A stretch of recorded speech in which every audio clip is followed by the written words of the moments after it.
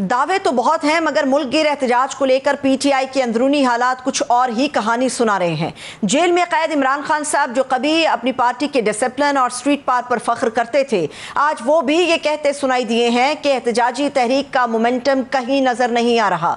कहा जा रहा है कि अगर पार्टी की अंदरूनी कशमकश खत्म ना हुई तो ये एहतजाजी तहरीक में बहुत बड़ी कमजोरी बनकर सामने आ सकती है। यानी जो धक्का पीटीआई इस निज़ाम को देना चाहती है, वही धक्का उसकी अपनी सियासत को लगने के खदशात हैं। 90 रोज में आर या पार और 5 अगस्त की कंफ्यूजन के बीचों बीच अब ताज़ा पेशरफ्त यह है कि एहतजाजी तहरीक ऑपोजिशन इत्तेहाद तहरीक तहफ़्फ़ुज़ आईन पाकिस्तान के बैनर्स तले चलाई जाएगी। एक अहम नुकता यह है कि यह इत्तेहाद पीटीआई के लिए नई उम्मीद है या एक नया मसला खड़ा होगा, क्योंकि इत्तेहाद में हमेशा हिसाब किताब होता है। कौन आगे होगा कौन पीछे होगा ये देखा जाएगा। कल अपोजिशन के एक इकट्ठ में यह फैसला किया गया कि 31 जुलाई और 1 अगस्त को एक ऑल पार्टीज कॉन्फ्रेंस बुलाई जाएगी। देखना यह होगा कि क्या हुक्मरान इत्तेहाद को दावत दी जाती है और क्या वो इस दावत पर एपीसी में आएंगे। एक और सवाल देख लीजिए कि क्या इससे फैसले सड़कों पर करने की बजाय मिल बैठकर मामलात हल करने की भी कोई राह निकल सकती है। दूसरी तरफ पाकिस्तान आने से पहले इमरान खान साहब के दोनों साहबजादे आजकल अमेरिका में अहम मुलाकातों में मसरूफ हैं और फ्री इमरान खान मुहिम भी चला रहे हैं। लेकिन सवाल है कि क्या इस बार पीटीआई की अमेरिका से लगी हुई उम्मीदें पूरी हो सकेंगी। इन सब खबरों के बीच में सबसे बड़ा सवाल कि 9 मई के केसेस में पार्टी रहनुमाओं को होने वाली सजाओं का सैलाब क्या पीटीआई की तहरीक को बहा ले जाएगा। इसी पर बात करने के लिए हमारे मौजूद मेहमान हमारे साथ मौजूद है। मैं उनका तारुफ करा देती हूँ। सीनियर रहनुमा है पाकिस्तान तहरीक इंसाफ के रऊफ हसन साहब, वो मौजूद हैं। रऊफ साहब, बेहद शुक्रिया आपके वक्त के लिए। रऊफ साहब, सवाल तो पहला यही है कि इतना बड़ा सैलाब आ गया है सजाओं का और तहरीक तकरीबन शुरू होने से पहले ही आ चुका है, तो तहरीक का मुस्तकबिल क्या है अब आपका? Thank you very much, very kind of you. तहरीक का मुस्तकबिल वही है जो खान साहब ने कहा है। 5 तारीख तक हम इसको 5 अगस्त तक लेके जाएंगे अपने नुक्ता अरूज तक, और ये जो एक्टिविटीज़ हैं वो ऑलरेडी शुरू हो चुकी हुई हैं मुख्तलिफ कॉन्स्टिट्यूंसीज में, चारों प्रोविंसेस में इस वक्त हो रहा है और उसी को लेके हम आगे बढ़ेंगे। और उम्मीद करते हैं कि जिन कमज़ोरियों की निशानदेही खान साहब ने की है अपनी स्टेटमेंट में, वो कमज़ोरियां जो हैं हम उनको कोशिश करके दूर कर सकें 5 तारीख से पहले, ताकि जो जिस किस्म की तहरीक वो चाहते हैं उसी किस्म की तहरीक जो है हम उनको दे सकें। कुछ रह गई होंगी शायद कमजोरियां जिनकी निशानदेही उन्होंने की है, तो हमारी पूरी कोशिश होगी कि उनको दूर किया जाए। ठीक है, लेकिन रऊफ साहब, इस एपीसी का ये जो 31 जुलाई और 1 अगस्त 2 रोज़ा होगी, इस एपीसी का मकसद अभी समझ नहीं आ पा रहा, क्योंकि 5 अगस्त को तो खान साहब ने कहा था कि पीक पे हमारी तहरीक होगी।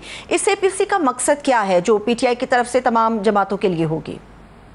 ये उसी तहरीक का हिस्सा है। ये सब कुछ जितनी भी एक्टिविटीज़ होगी, जितने भी हम लोग इवेंट्स करेंगे, वो बेसिकली इसी मूवमेंट को मोमेंटम देने के लिए जो की जाएंगी। इससे ऑल पार्टीज कॉन्फ्रेंसेस के अलावा और भी कुछ इवेंट्स होंगे 5 अगस्त से पहले, और इन तमाम जो इवेंट्स हैं, इनका मकसद सिर्फ और सिर्फ एक ही है कि जिस किस्म का नुक्ता अरूज खान साहब एक्सपेक्ट कर रहे हैं, वही नुक्ता अरूज जो है हमको उनको 5 अगस्त को दे सकें और फिर डिसाइड कर सकें, ताकि खान साहब कि इस तारीख को आगे 5 अगस्त के बाद आगे किस तरीके से बढ़ाना है। ठीक है, लेकिन अब सब आपको नहीं लगता कि मुनासिब ये है कि अब तमाम लोग इलेक्टेड हैं, अवाम के मुंतखब हैं, तो आप लोग पार्लियामेंट के अंदर जाकर वहाँ पर गुफ्तगू-शुनीद के तमाम सियासी जमातों से बैठकर बात हो सके।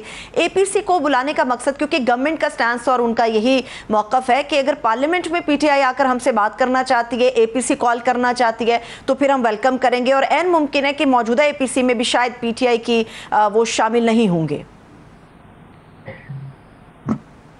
देखिए, मैं आपको बताता हूँ, आज प्रोविंशियल असेंबली में जो हमारे थोक के हिसाब से हमारे एमपीएस को, हमारे लीडर ऑफ द ऑपोजिशन को सजाएं दी गई, उस सिलसिले में हमने आज उसके ऊपर floor of the provincial assembly पे बात करने की कोशिश की गई, लेकिन इन लोगों में इतनी भी टॉलरेंस नहीं है कि उसकी इजाज़त दी जाती। हमने वॉकआउट किया वहाँ से। यही रवैया जो है वो फेडरल गवर्नमेंट का, यहाँ भी स्पीकर का शायद उससे भी ज़्यादा ख़राब रवैया है। तो पार्लियामेंट के अंदर जो एक ऑपोजिशन का राइट होता है, जो उनके हकूक होते हैं, उनको पूरी तरह पामाल किया गया है और पामाल किया जा रहा है। ऑल पार्टीज कॉन्फ्रेंस जो है उसकी अपनी एक इंपॉर्टेंस होती है। और इस स्टेज के ऊपर इस ऑल पार्टीज कॉन्फ्रेंस का मुनक्कद करने का मकसद सिर्फ और सिर्फ ये है कि ज़्यादा से ज़्यादा लोगों में हम आहंगी जो है वो पैदा की जाए, ताकि इस मूवमेंट के जो मकासद हैं उनसे आगाही की जाए और उस मूवमेंट के मकासद के हसूल के लिए उनकी सपोर्ट जो है वो हासिल की जाए।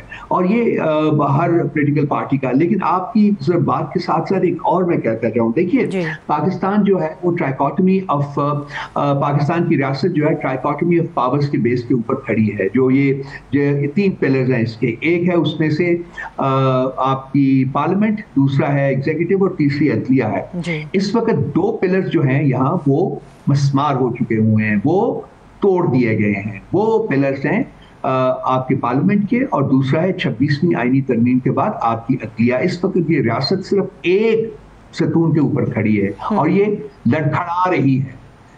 ये मैसेज जो है ये साहिब इक़्तिदार लोगों को जाना चाहिए कि रियासतें ऐसे चलती नहीं हैं, हुकूमतें ऐसे चलती नहीं हैं। हाँ, डंडे की जोर के ऊपर आप चला लेंगे, कब तक चलाएंगे, लेकिन आपको सोचना पड़ेगा। इस मुल्क को ठीक करने के लिए, सही राह पे डालने के लिए आपको तमाम जो मकतबा फ़िक्र हैं और तमाम जो सियासी सोचें हैं उनको साथ मिलाना पड़ेगा। डंडे की जोर के ऊपर नहीं चला सकते। तो ये आपके सवाल में ये हिस्सा भी ऐड होना चाहिए था ताकि एक बैलेंस आ सके।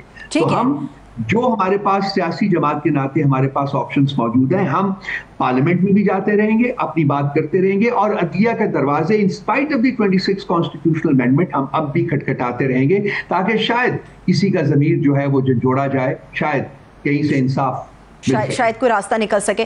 आपने रऊफ साहब ये डंडे के हवाले से बात की, पिछले कुछ दिनों में हमने देखा जब पंजाब के अंदर बाकायदा तौर पे रैलियां निकाली गई और इसे तहरीक से मंसूब किया गया, तो फिलहाल तो उन्होंने निकलने दिया, लेकिन उसके बाद जो है वो डंडे का इस्तेमाल भी किया गया। और कुछ दिन पहले अली अमीन गंडापुर साहब जब लाहौर गए थे, उन्होंने मुँह ज़ुबानी ये बात की थी कि वो जलसे की इजाज़त मांग रहे हैं, लेकिन गवर्नमेंट का जो मौक़िफ़ हमारे पास आया है, अभी तक बाज़ाब्ता तौर पर आप लोगों ने कोई दरख्वास्त नहीं दी। आपको नहीं लगता कि तहरीक को उठाने के लिए, लोगों को इकट्ठा करने के लिए कुछ जलसे करने पड़ते हैं, जैसे इमरान खान साहब के दौर में हुआ करते थे? तो बाज़ाब्ता तौर पे कोई दरख्वास्त अब तक क्यों नहीं डाली गई कि हमें अगस्त में या जब भी आप लोग मुनासिब समझें तो कोई जलसा करने की इजाज़त दी जाए? दरख्वास्त, बाज़ाब्ता दरख्वास्त दाखिल किए हुए 10 दिन हो चुके हैं। अच्छा, ये मैं आपको करेक्ट कर दूं, नंबर 1 बात। नंबर 2 बात, खान साहब जब जलसे करते थे तो उस वक्त कोई कैदोबंद की सहूलतें नहीं थी, हमें इजाज़त मिलती थी। उसके बाद पिछले 2 साल से हमें कोई पॉलिटिकल एक्टिविटी कंडक्ट करने की इजाज़त नहीं मिली, और जो मिली है 3-4 पॉलिटिकल एक्टिविटीज कंडक्ट करने की, नंबर 1 वो भी कयूद के साथ मिली है, उनमें भी बहुत सख्त ज़ाब्ते थे जो उनके साथ हमें मिली हैं। और दूसरा जो उनका हशर हुआ है जिस तरीके से, उन एक्टिविटीज़ के बाद भी हमारे लोगों के खिलाफ मुकदमात बनाए हैं, वो भी आपके सामने जो है वो है। उनका भी ज़रा आप अगर मेंशन करते तो वो ज़्यादा बेहतर होगा। लाहौर के जलसे की हमने जो रिक्वेस्ट है वो दी जा चुकी हुई है। हमें यकीन है, उम्मीद नहीं बल्कि यकीन है कि वो हमें इजाज़त नहीं मिलेगी। हमें किसी किस्म की पुरअमन पॉलिटिकल एक्टिविटी करने की इजाज़त पिछले 2 साल में नहीं मिली। तो ये सिचुएशन है इस वक्त भी, जो कि हकायक पर मबनी मैं बयान कर रहा हूँ। उसमें देख लीजिए कि फिर आप पॉलिटिकल पार्टी के पास ऑप्शंस क्या आ जाती है। जैसे कि मैंने आपके पिछले सवाल के जवाब में कहा है, हम लेजिस्लेचर में भी जाते रहेंगे, हम अदलिया का दरवाजा भी खटखटाते रहेंगे, लेकिन हमें कहीं से भी इंसाफ की तवक्को नहीं है। पुरअमन एहतजाज हम करेंगे, पुरअमन, बार बार कह रहा हूँ, पुरअमन एहतजाज, और हमें इसकी इजाज़त मिलनी चाहिए क्योंकि ये आईनी और कानूनी हमारा राइट है जिसको हम एक्सरसाइज करें। ठीक है।